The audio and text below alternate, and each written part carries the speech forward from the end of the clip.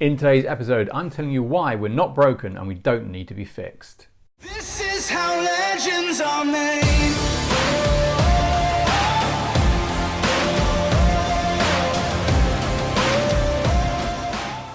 Hi there, and thanks for joining me on today's episode. Today I wanted to explain a phrase that I use quite a lot and I think it'd be helpful for you too. It's one that I find very useful in approaching conversations with anyone. And the phrase is taken from Milton Erickson, and it simply says that people aren't broken. They don't need to be fixed. And I think within that, it's worth exploring, is that the idea is that people aren't wrong. They're not making mistakes so much. They're just choosing maybe not the most useful methods to achieve something or achieve their goal.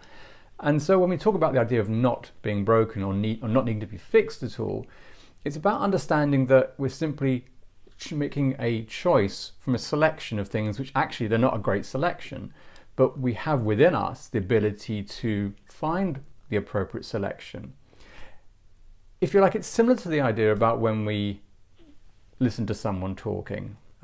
We should be looking to create a space for them to reflect, to share, to get out of their head their thoughts, rather than sometimes where we feel we want to add information or add questions that kind of only allow us to talk and us to create solutions. The idea that it has to come from the person and give them the space to do that.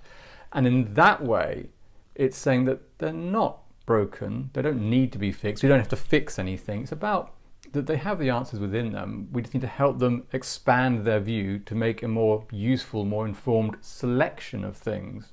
It's like we are helping them back on the path that they already know exists. So if you can imagine that a horse goes out of the stables and gets lost in the fields or into the woods, we're not there to kind of pull the horse back into the stable. The idea is that we kind of just gently usher it back in the direction that it already knows it wants to go. So the horse is leading us.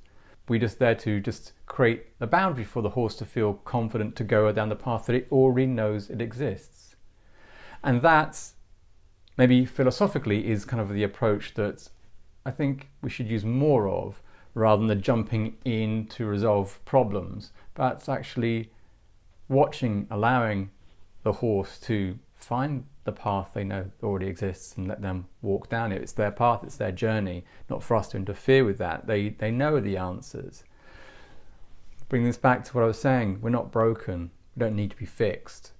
What we do need is space to reflect, find better choices that we can use so we can get back to where we want to be, or back onto our path, or back into our journey. And that way that all the decisions they make are their own. They can have complete ownership. They're not making decisions based on anyone else or anything else, or not influenced that way. And I think that's far more holistic and therapeutic than any other approach that I can think of. So, I talk about these things as being a coach, but they can apply in conversations you're having with your friends, your family, or people in your community. They still are valid, and it's still worth trying them out. So with that, I hope you get some sort of value. Please try it out. If you do find a difference with that, let me know, drop me a comment. And if you have got some value from this video, please give it a like, thumbs up, that'd be greatly appreciated. But other than that, I'm gonna leave you for today, and I hope you're having a fantastic day wherever you are, and I'll catch you in the next episode. This is how legends are made.